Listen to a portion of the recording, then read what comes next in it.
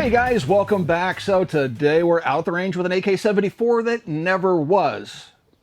Well, it was for 2 copies, and then as far as I know, that's as far as it went. And that's what we're going to show you in today's video, a prototype AK-74 that I worked with another company to develop to try and build a match AK-74 that could be used against match grade AR-15s if possible, using the ammunition that we have available to us. Now, the 545 by 39 is not something that is produced domestically in any great numbers. We do have Hornady, which produced some VMAX loads, but for the most part, all the ammunition we can get our hands on these days is just commercial ammunition out of Russia, and in some case, actual military ball, but the 7.6 has been banned from import.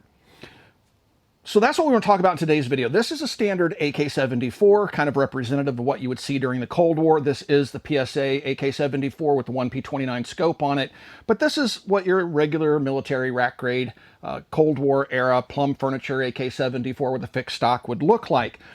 So before we get into today's video and show you this oddity, if you will, if you enjoy our content, guys, please take a moment to like, share, and subscribe, and be sure to click that notification button. It tremendously helps us out here at the Military Arms channel, and a surprisingly small number of you guys watch our videos, but don't take the time to click that subscribe button, so please do that. Also, swing by and check out patreon.com. We have a link down below, and see what some of those perks are. We are supported by our viewing audience. So with all that being said, let's get started with today's video. I want to thank our friends over at Primary Arms for helping to make today's video possible. If you haven't checked out primaryarms.com before, please do so. I think you'll find that they have great prices, great inventory, and they ship really, really quick, and they got great customer service in my experience. All right, so this is the AK-74. Now, this is just being used as a global representation of what the rifles are. Now, when it comes to accuracy, there's going to be a debate that's been ongoing for decades as to, is the AK accurate or inaccurate? Is the AR accurate, inaccurate, reliable, unreliable? And that stuff goes back and forth. But if you take a look at the basic construction of an AK-74 or even an AK-47, you're going to find with the stamped sheet metal receivers, the rather lightweight profile barrels, things like that, the gun is developed to be an infantry rifle. And if it shoots 3-4 MOA, that's fine for an infantry rifle.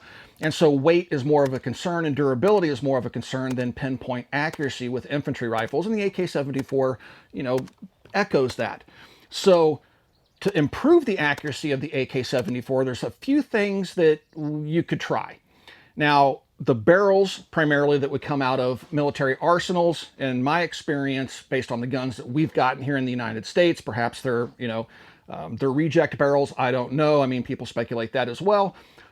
But the barrels fluctuate in quality considerably.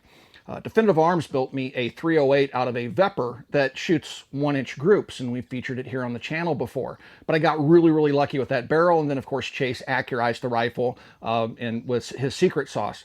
And that came after our attempt to accurize the AK-74. So we were taking a look at the stamped sheet metal. If you watch an AK being fired in slow motion, Larry Vickers over at Vickers Tactical has a slow motion camera that really shows the AK really flexing and twisting and turning during recoil. That's normal though. If you watch an AR-15 being fired, you'll see that barrel whipping in slow motion. You won't see the receivers flexing as much because it's machined out of aluminum where this is stamped. Now with the AK, typically everything flexes and twists and goes back to the same position. It doesn't permanently distort the barrel or the receiver or anything like that. So there are some things that you could do potentially to accurize the AK. Perhaps go to a machined receivered AK versus stamped. But one of the things we thought, well, it really doesn't matter if the receiver flexes or not because it always goes back to zero. Let's take a look at this pencil weight barrel, this lightweight profile barrel, and see if we can make it more rigid. And so that was the impetus behind the rifle I'm going to show you next in our attempt to accurize the AK-74 and try to get it to shoot 1 MOA or perhaps better. So this is the rifle that I wanted to show you guys this afternoon. This rifle was built pretty close to a decade ago, and we used a Bulgarian Circle 10 parts kit for everything. It is a US receiver on a Virgin Bulgarian parts kit. Now, I worked with Blaine over at Atlantic Firearms. We went back and forth on the phone several times talking about the viability of offering an accurized AK-74. When we were doing this, copper did not exist, and I was buying guns from Blaine all the time. I bought a lot of AKs from Blaine over the years, and so I approached him with the idea after I met the folks over at Straight Jacket. So that's what really sets this rifle apart from your standard AK-74. Now, this is a Nodak Spud receiver. Everything else is Bulgarian in it. Had a virgin barrel in it. And on top, we have a Krebs rail, so we can mount an optic to some chintzy Tapco furniture that was large enough to fit around the barrel system. And this was our first attempt at accurizing the AK, and it ended here. So the straitjacket, what is it?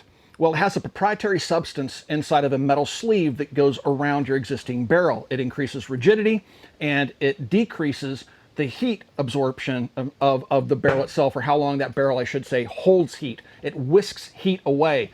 In a previous video with Keith Warren where we were hunting prairie dogs, I had a Falcor Defense Caitlin, which has the Falcor barrel system in it, which they call the Dracos, which is licensed from the same company, Straight Jacket, that made the barrel sleeve for this gun.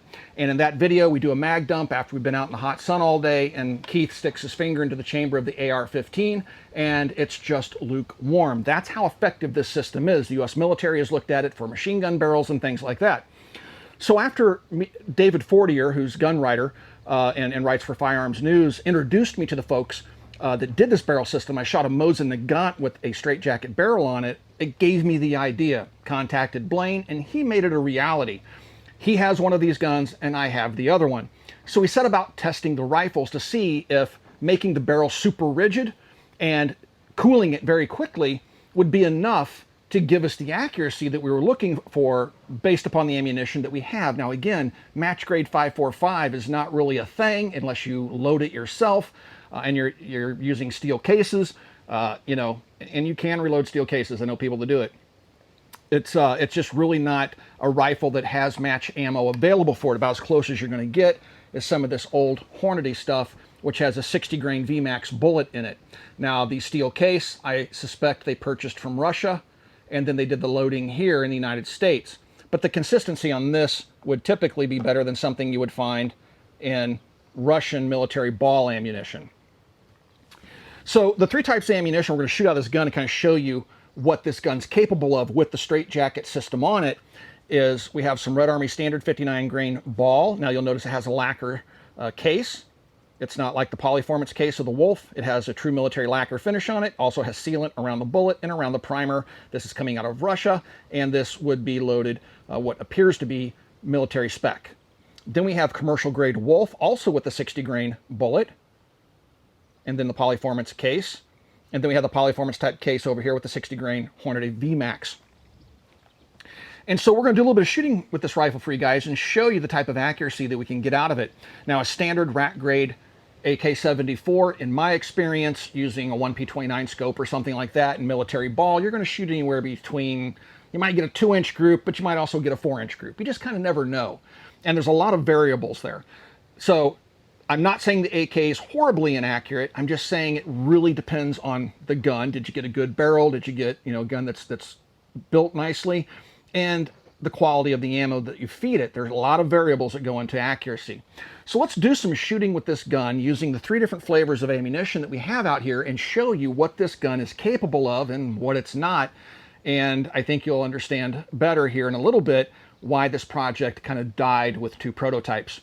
Now, I will be using this Caldwell rest. This is a rest that we use. We're trying to take the human factor out of our match groups. Now, I shoot very well, bolt guns and some gas guns off bags. The AK, I wanted to put it in this rest to try to, again, remove the human factor as much as possible. And so, with that being said, let's take a look at the rifle doing some shooting with the 3 different types of ammunition we have here, and then let's have a discussion about the accuracy of the AK-74 and our attempts to accurize it.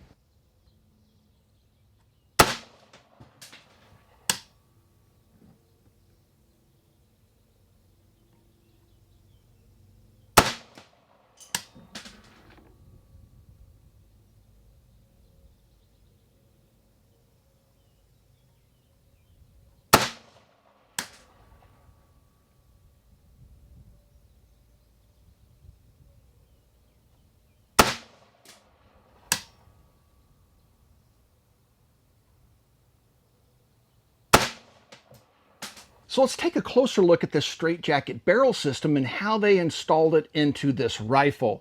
It took a lot of custom work to accomplish.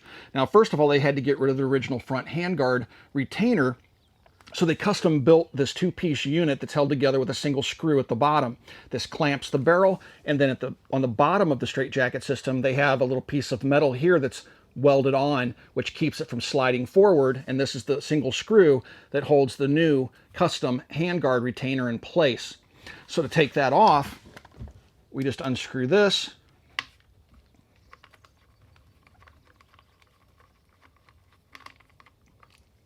and then the handguard retainers, the two pieces come off, and then the handguard can come off. Now I've already popped this out partially, but you take the top vent off the Tapco handguard, and then the handguard comes right off. So now you can see we have a standard gas tube up here, but if you take a look at this gas block, there's a lot of customization that went on. You can see welds and stuff like that. They still had to get the straitjacket on around the gas block and keep it all functional while increasing the diameter of the barrel considerably. Now you can see that the barrel comes back down here. You can see welds, and it comes all the way back down to the front trunnion. So the gas tube, unchanged. The barrel, super, super rigid. So even when this gun fires and the gas pushes back on the piston, typically you'd see that barrel get forced down. This is going to resist that a little bit more. Does that equate to better accuracy? That's debatable. You can also see here on the front sight how they've taken the original front sight and just kind of welded it onto this ring at the end of the straitjacket system. Now again, inside this barrel sleeve is a proprietary substance that makes it very, very rigid, relatively lightweight. It is heavier than a standard AK-74, obviously, but not as heavy as you would think because this is not all steel. And yeah, and so they won't tell you what that proprietary stuff is, but I've already mentioned they've licensed this technology to other companies, the Dracos barrel system, for example, by Falcor. So that gives you an idea of the work that went into building this, and the production gun would have all this simplified, perhaps new parts made was the idea, but you can see just how much of a prototype this is by taking those handguards off and looking at the barrel system.